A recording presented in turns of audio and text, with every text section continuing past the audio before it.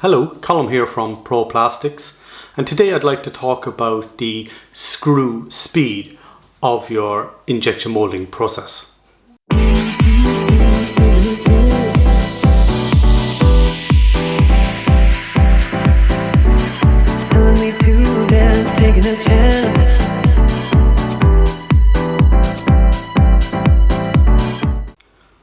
So the screw speed in your injection molding machine is one of those settings that is almost an afterthought, and is not enough thought goes into the setting of this speed.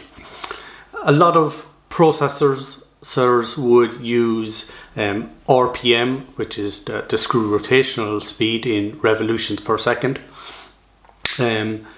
However, if we need to change that RPM speed, let's say it's 100, from one machine to the next machine, then just taking that RPM speed may not be equivalent, in that you may have different size screws in your machine. So better to use the circumferential velocity in meters per second, and in that way then when you transfer that setting from machine to machine, it will automatically recalculate it for that screw diameter in the machine.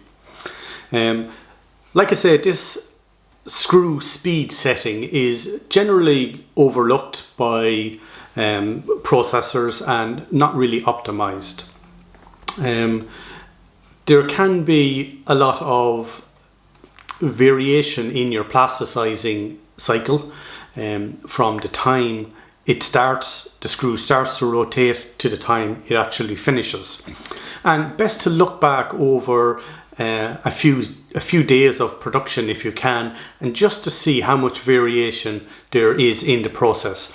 And that variation can be the difference between parts making good parts and bad parts, in that the more screw speed you have, generally the hotter the material becomes. So the more frictional heat, rotational speed we put into the melt, the hotter it will be.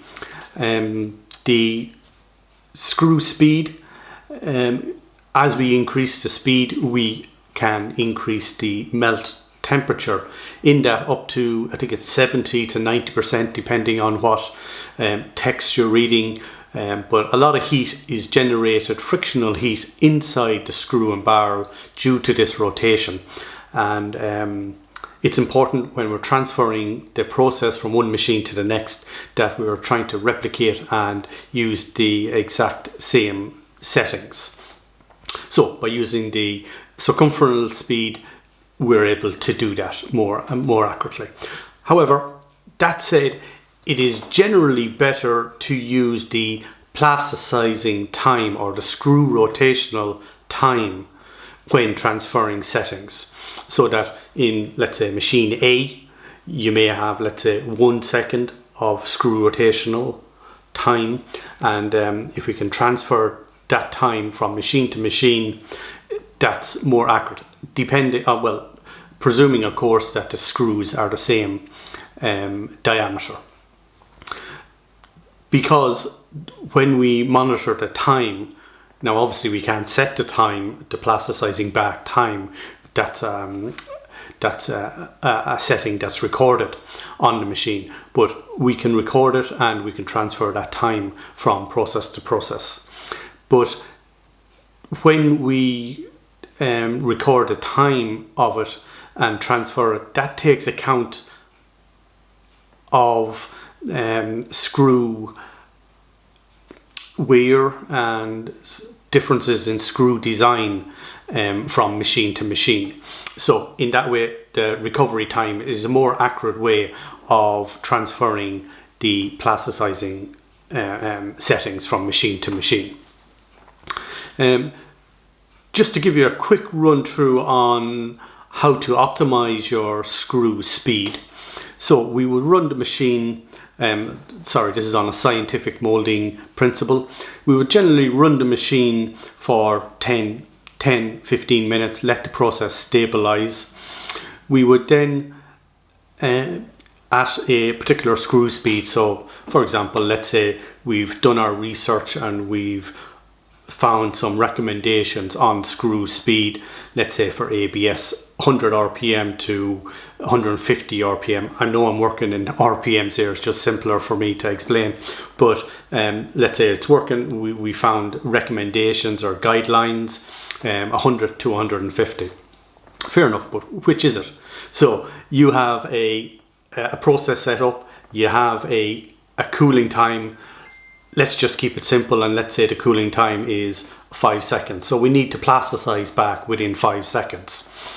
Okay, if we start, and we need to just do some tests to experiment this. So we start at 100 RPMs, and we can run the machine at that. Now on most of these machines you can reset a counter for standard deviation, so we can monitor the plasticizing time. So every time we have a shot, it'll monitor the plasticizing time, at least on most modern machines. And over, let's say, 5 or 10 minutes, we can record this plasticizing time, and it will show us a standard deviation. So how much deviation there is from the mean. So that gives us an indication of just how much the plasticizing time is varying at that particular speed. So if we can reset that counter, start molding good products, let the machine settle, and then let's say after 10 minutes or so, we take 10 consecutive shots. So we take 10 shots and we weigh these shots. Now, it's only the part weight that we're interested in. So we don't need the runners. We just measure the part weight of those 10 shots. And we record the machine standard deviation of plasticizing time as well. We record that.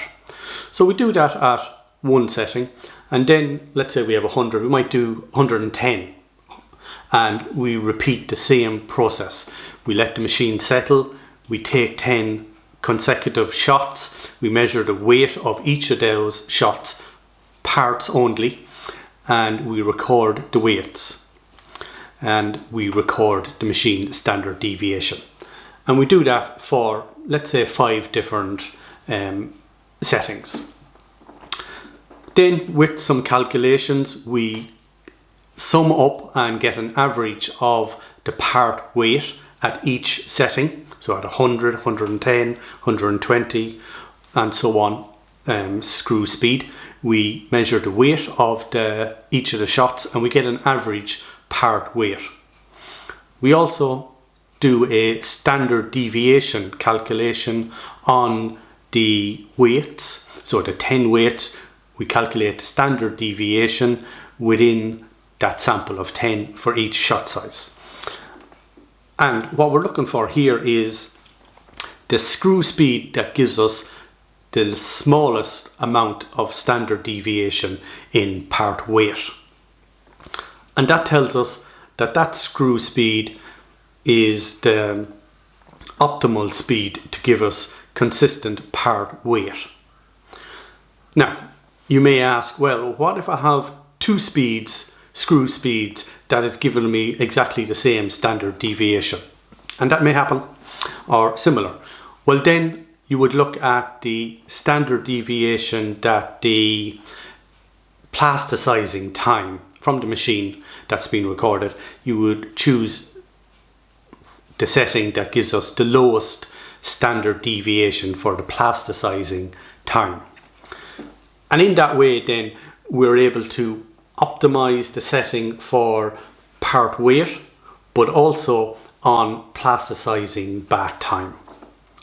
So we really want to try and keep that plasticizing back time as consistent as we possibly can, and the smallest standard deviation would be a way of doing that. Now, there's a few caveats with this.